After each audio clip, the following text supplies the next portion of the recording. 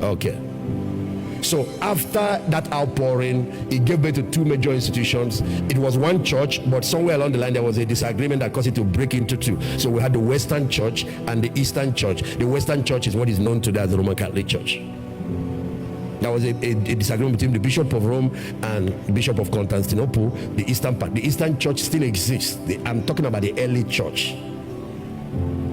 You have the Armenian, they are usually Greek, like Greek Orthodox Church, the Armenian Orthodox Church, the Russian Orthodox Church. You have them in Egypt. You still have them most of the Middle East, all those places that they reach.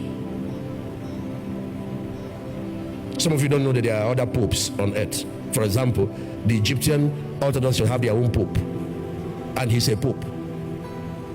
But because the Catholic Church has more number, is more influential, more money. So we went through what is called the Dark Ages, when Christianity lost its edge, and it's when the Dark Ages started, just about 600 something. It started 500 something AD, about 600 something, because there is no vacuum in nature. If the people given responsibility are not doing it, Satan will do something. Anyway, 1500, 1000 years after, God started restoration. And I want to show you those 7 restorations. The first was Protestant Reformation. It started with a Catholic monk by the name of Martin Luther, and they just gave us back one thing: salvation by faith. So when you see people preaching grace, they are only preaching the foundational message of the 7 level of restoration. They have to learn the other things. Some churches is only grace, grace, grace, morning, afternoon, and night. Grace is important.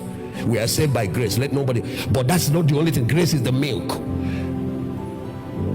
So Martin Luther restored that. We have institutions today that are living witness of the work that Reformation did, like the Anglican Church and the other Protestant churches. So Augustine here, you've done your work. Now everybody that wants to be part of the move of God must start from salvation.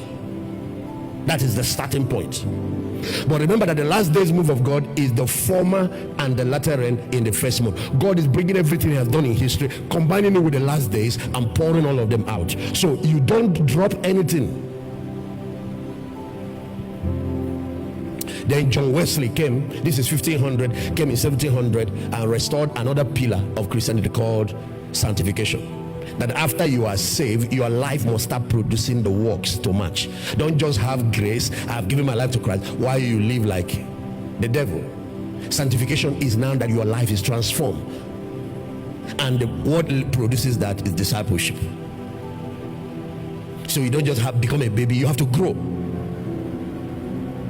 This is holy living, this is godly living, being an upright man, being a Christian, that people can see your life, that you are a Christian.